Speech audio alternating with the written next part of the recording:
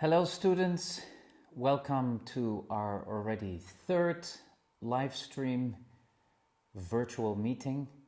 I hope you are doing well. I was very happy to having already received some feedback from you as to how the alternative teaching plan is going. And before I would like to speak with you a little bit about what I expect to be developments in the next couple of weeks and months, I again have some reflections for you.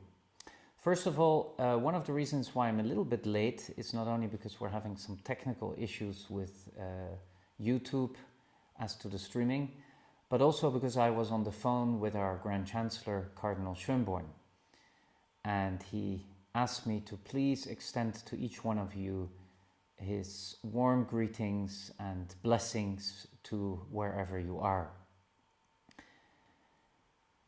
There's a thought I wanted to share with you today, which I think is very important as we go about grappling with this crisis. Because to be very honest with you, I'm struggling. And I think many, if not most of you, are struggling too. Because we don't really know what the future is bringing. We don't know where this is going to end and how this is going to end. We don't know how our health is going to be. I can tell you that already in my close circle of friends and colleagues, there already have been 2 cases. 2 professors, 2 teachers at the Schola Thomas Morus have actually caught the virus pretty soon after the last day of school. So it seems they caught it outside of Trumau, and one of them is now in intensive care. He's already older. He's 77 years old, and another teacher, he's younger, he's married, and it seems that he's recovering. So we see that this is not something far away from us. This is real, and we're all experiencing that. So we all have our fears and our worries and our concerns. And the reflection I've had the past days is, as I'm praying, as we're all praying, that especially Our Lady will deliver us from this catastrophe that seems to be getting bigger and more serious every day. The thought I had is, when I am praying, when I'm thinking about this, are we going to learn something from this crisis? Or to put it differently, how are we going to correct our path? How are we going to make the changes after all this is over? The changes that are necessary. Are we really going to learn from this crisis and see how we as human beings need to change our ways? Because all of us who have already lived through other crises in our lives, whether it's a health crisis or a personal crisis, we know one thing: life cannot continue afterwards as if nothing happened. And my concern at this point is even more than overcoming the crisis itself. What will happen afterwards? What will we, humanity, do? Will we just continue our ways? Or will we adapt our ways? So my challenge to you, dear students, is, because at the ITI we always proudly say that we form the leaders for church and society. Well, you got your work cut out for you, because when this is all over, we are going to need a lot of leaders to bring the world, to steer the world to a point where the world actually learns and mends her ways. And you are going to be playing a very important role in that. So I have a challenge for you. Could you please start reflecting on this and asking yourself this question and discussing it amongst yourselves? What do we need to change? And where do we need to start? And I would like to have a little bit of a running discussion about that with you, to gather some ideas. Some of you know I also work a lot with Catholic politicians around the world, and I will also be posing this question to them. And I'd love to have your ideas, dear students, your thoughts, your suggestions. What do we need to change? How do we need to change? How can we actually learn from this horrendous situation that is befalling us, and that, mind you, is probably going to get much worse before it's going to get better. But if we already now start thinking on how we can change our ways and where we can start and how we can start in our own lives, maybe God then used this situation that he certainly did not willed, but he certainly will have then used this situation to allow us human beings to mend our ways. So please, think about this, reflect about this, pray about this, and I would be very interested to hear from you.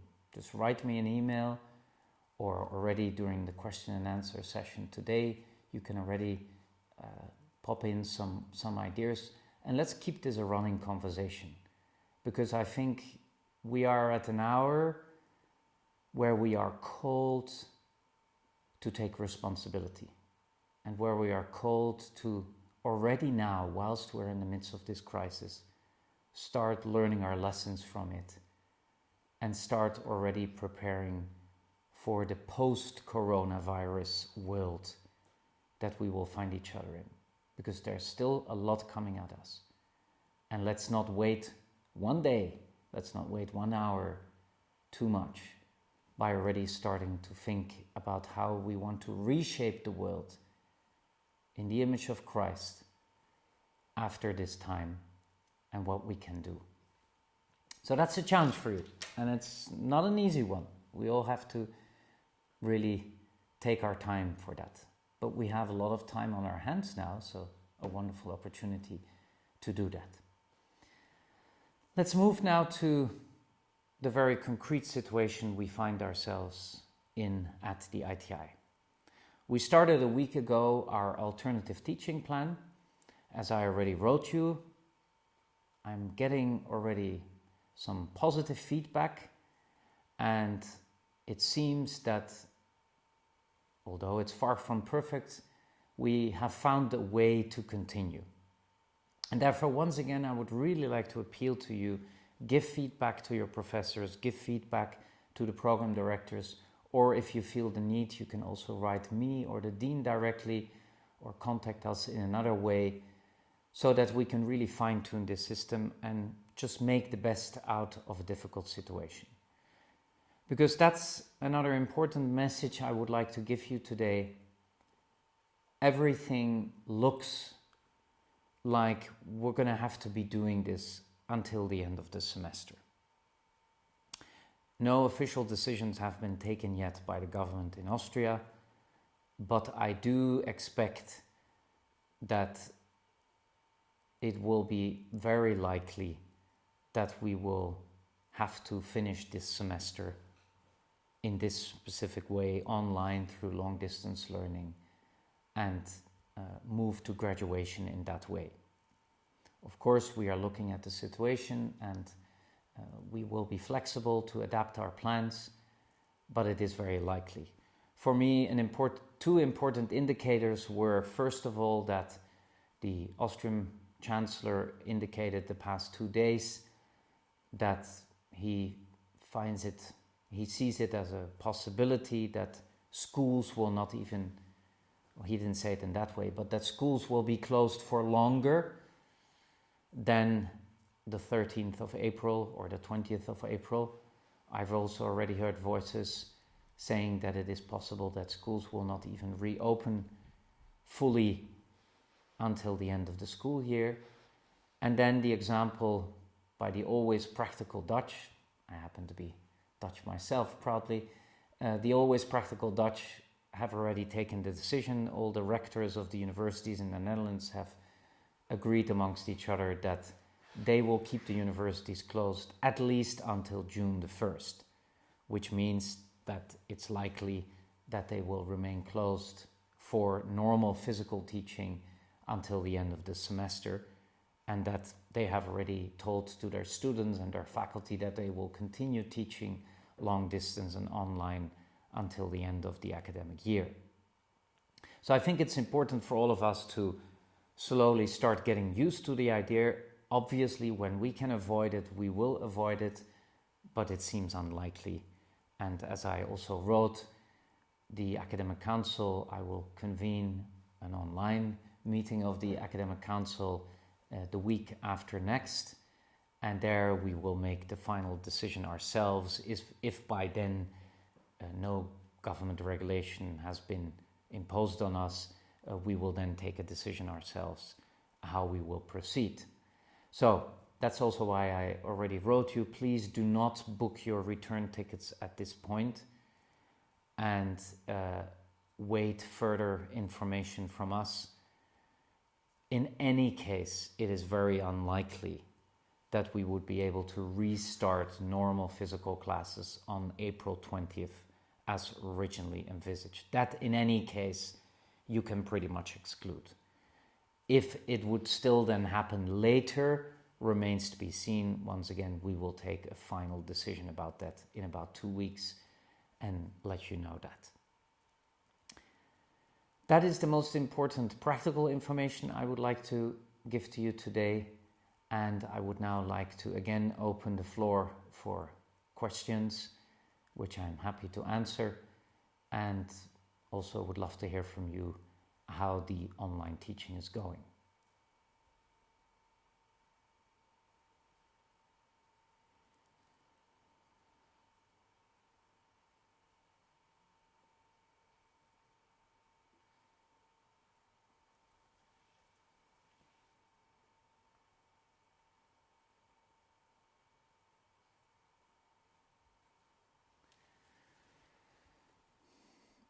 Any questions, please send them in now.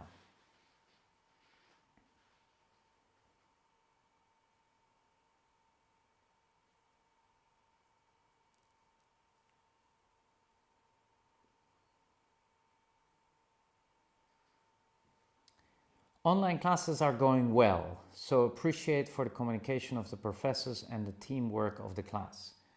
Well, Kristen, I'm very happy to hear that. Because for our professors, this is obviously also something completely new. I am looking forward myself. Next week, I have my first online classes. Also, I would like to use this opportunity to say thank you to our professors for their willingness and their flexibility to immediately jump into this completely new situation. And we're all learning as we go. But I think it's really something exceptional that all of our professors have been immediately willing to adapt to the new situation. So thank you here to the professors.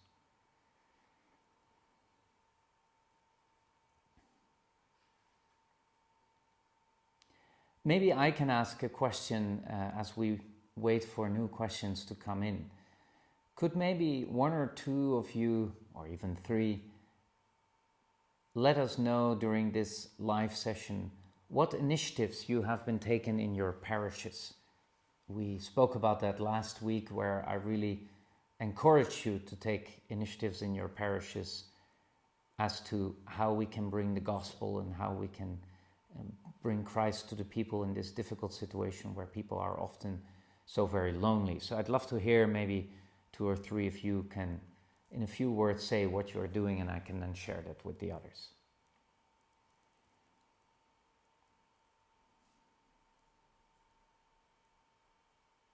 Whilst you are probably writing that, I have the great privilege tomorrow for the second time to be accompanying one of the priests in our parish with the Blessed Sacrament. We are again going through the city of Bade, this time another district of the city, and we're going, it's actually exactly at 3 p.m. at the hour of mercy. We are going to pass through the town, and it was actually very beautiful to see that the video that we have produced for this has gone online and already has gone around the world and has had many hits and many feedback from people saying how joyful they were and how happy they were that this is happening. And in fact, Cardinal Schönborn, with whom I was just on the phone, told me that in Austria, more and more priests are also starting to do that. And all sorts of other smaller initiatives in local parishes are starting. For example, another one he told me about is where the local priests in some rural region north of Vienna called upon all the parishioners to alone, when they go on their walks, go to the various statues and crucifixes that are planted all over, and to go there, especially say a prayer, take a picture, and send it to the rest of the people in the community. So these are small signs, but very vital signs that encourage us, that help us through these difficult times, as many of us are being deprived from the sacraments, which I'm sure for all of you is a daily struggle. I see that there is no more... Oh, there comes the next one. Thank you. As a general comment, unfortunately, the majority of parishes in the US are closed. Many of them for any and all activities, including all sacraments. Also, several states have stay-at-home orders, and going out is frowned upon. Yes, I have seen that development, and still, if a parish is closed, that does not stop the priest from taking such small initiatives. Of course, short of the situation where you are forbidden to go out, but as far as I know, that is only happening in few places. I think France is one of them where you're actually strictly forbidden to even leave your house, only under certain circumstances where you have an official document.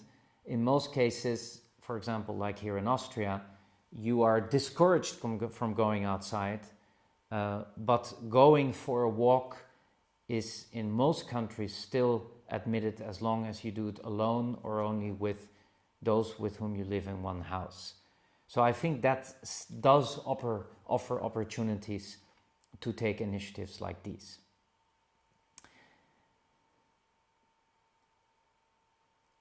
The next one is, thank you for reaching out to us. Our parish in a post-communist country and the most atheist in Europe, Czech Republic, is reaching out to the city citizens with the speaker system. For example, the Our Father into the speakers. Beautiful. That's exactly what we need. In fact, I don't know if you've read on one of the Catholic news websites, they had a beautiful report on a parish in Lima, the capital of Peru, where the parish priest went onto the roof of his church, which is in the middle of a residential area, and which apparently must be at least partly a flat roof, and organized a holy hour on the roof of his church. So he put up a little altar, he exposed the Blessed Sacrament, and he had some people with also loudspeakers sing beautiful songs and have music. And those are the sort of creative solutions that are very much needed. So yes, the example of loudspeakers is an excellent one. The next one. Sadly, you say, I think the most of us are still in quarantine and cannot yet interact with our parishes. I know in a state there is an official stay-at-home order from the governor, I think that's Washington State, which does not legally forbid drive-through confessions, for example, but would legally discourage anything from more formal. Yes, I see your point. Also there, let's continue to be creative. If you're in quarantine and you cannot leave your house, what you can do is be in very close contact with your parish priest. That's, for example, what I'm doing. I'm in very close contact with our parish priest and encouraging him and encouraging the other priests to take certain initiatives. So even if we cannot leave the house ourselves, there's a lot we can do by calling our priest, writing our priest, sending them videos of what other priests in other places are doing. What I was just discussing with the Cardinal on the phone is that one of the things that I see is that many priests are really scared. They are scared that they might infect somebody by what they're doing, or they're scared that they're doing anything that might be against the law, because we're also often in a very gray area. And I think what our priests very much need from us is encouragement and ideas, because also our priests are often very alone.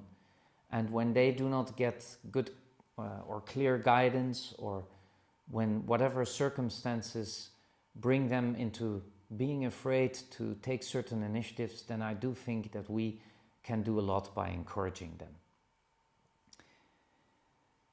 Since it is most likely a situation for us graduates, do we have any idea on what this online graduation will look like, or what to expect?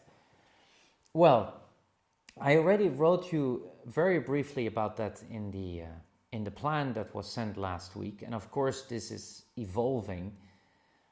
We would have, if we would have to do an online graduation, we would have a physical graduation with a very small group of people here in Trumau with the normal setup, which we would live stream, and where especially the oath of fidelity that for you as graduates is so important, we would then still include that through some way in which that can be done, for example, through Skype or any other means where it can be seen and heard here that the oath of fidelity is being said.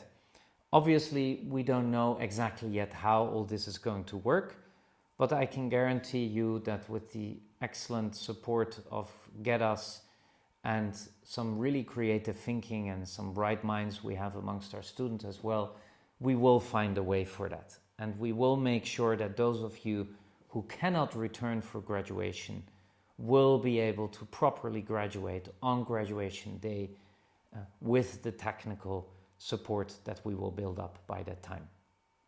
And you would then, of course, be sent home by mail your official diplomas. Regarding the graduation 2020, will different possibilities be discussed? Remote graduation or a ceremony that will be postponed? Yes, I already partly answered that question. We are, as we speak, we are looking into that. Remote graduation will in any case be possible. Whether or not it will be postponed, I cannot answer this question at this point. I would rather think it is unlikely, because many of the graduates will need to get on with their lives. They will need to go into jobs, they need to go into further programs. So I think that will be unlikely, but we will certainly also be open into looking into that.